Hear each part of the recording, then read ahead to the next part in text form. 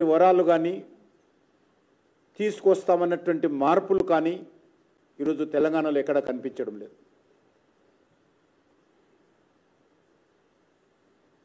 ముఖ్యంగా ఈరోజు రైతాంగం పరిస్థితి చాలా దయనీయంగా ఉంది. అనేక రకాలుగా రైతుల రుణమాఫీ అన్నారు. 7వ తేదీ ప్రమాణ స్వీకారము, 9వ తేదీ రుణమాఫీ సంతకం పెడతామని చెప్పారు. ఇంకా అరకొర మాత్రమే రుణమాఫీ ఉంది.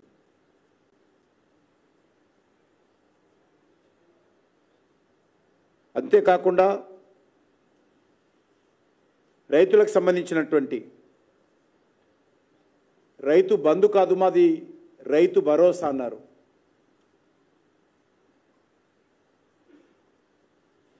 ఈరోజు అనేక సీజన్లు అయిపోతూ ఉన్నాయి, కానీ భరోసాకు ఎక్కడ కూడా ఈరోజు కాంగ్రెస్ పార్టీ కట్టుబడలేదు. కాంగ్రెస్ పార్టీ ఇది ప్రజా ప్రభుత్వం కాదు, ప్రజలను మోసం చేసేటువంటి ప్రభుత్వం అని ఈరోజు తెలంగాణ ప్రజలు భావిస్తూ ఉన్నారు.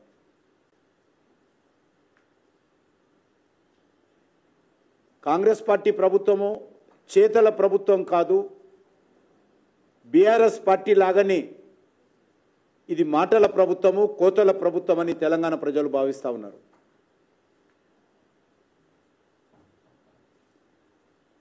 రైతు భరోసా పేరు మీద అనేక రకాల కొర్రీలు పెట్టేటువంటి ప్రయత్నం చేస్తూ ఉన్నారు.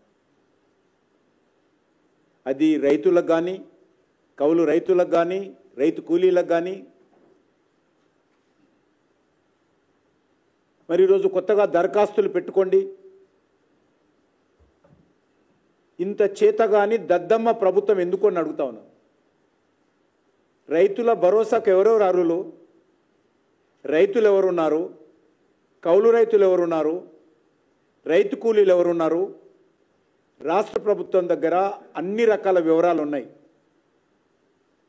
ఎక్కడెక్కడ ఏ పంటలు వేశారు, ఎంత సాగవుతుంది, ఏ గ్రామంలో ఎంత ఉంది, ఏ రైతు ఎంత సాగు చేస్తూ ఉన్నాడు, ఈ రాష్ట్రంలో ఉన్నటువంటి రైతు కూలీలు ఎవరు, అన్ని రకాల వివరాలు ఉన్నప్పుడు ఇంకా దరఖాస్తులు ఎందుకు అని అడుగుతా ఉన్నాను. దరఖాస్తుల పేరు ఈరోజు మరి ఈ ప్రభుత్వం మభ్యపెట్టేటువంటి ప్రయత్నం చేస్తూ ఉంది తప్ప ఇందులో ఏమాత్రం మరి రైతులకు మేలు చేయాలనే చిత్తశుద్ధి ప్రభుత్వానికి లేదు. కౌలు రైతులు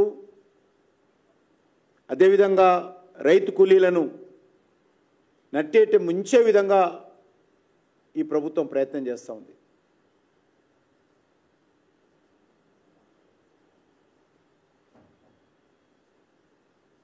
మరి ఈరోజు రుణమాఫీ చూసాం మనం. రుణమాఫీకి వాయిదాలు వేస్తూ చివరకు దానికి కోత పెట్టారు. ఈరోజు రైతు భరోసా కూడా కోతలు పెట్టడం కోసం కుట్రలు చేస్తూ ఉన్నారు. ఫసల్ బీమా అడ్రస్ లేదు,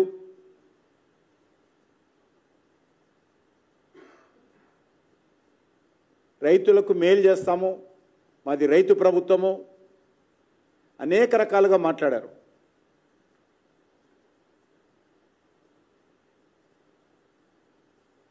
ఈరోజు వరకు కూడా 3 పంటలు పూర్తి కావస్తున్నా రైతు భరోసా కింద ఏ ఒక్క రైతుకు ₹1 కూడా ఇచ్చిన దాఖలాలు తెలంగాణ రాష్ట్రంలో లేవు.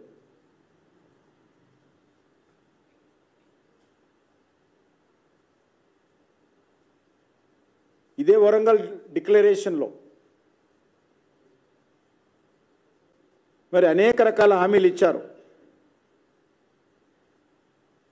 కాంగ్రెస్ కోట్లేస్తే మార్పు వస్తుంది, కాంగ్రెస్ పార్టీ అధికారంలోకి వస్తే ప్రజాపాలన వస్తుంది, ప్రజాపాలన వస్తే రైతుల జీవితాలలో మారుతాయి, తెలంగాణ బ్రతుకులు వెలుగవుతాయి అనే విధంగా అనేక రకాల మాటలు చెప్పి అధికారంలోకి వచ్చిన తర్వాత ఈరోజు కాంగ్రెస్ పార్టీ పరిస్థితి ఏ రకంగా ఉందంటే, ఏరు దాటే వరకు ఓడమల్లయ్య, ఏరు దాటిన తర్వాత బోడిమల్లయ్య అనే విధంగా ఈ ప్రభుత్వం వ్యవహరిస్తూ ఉంది.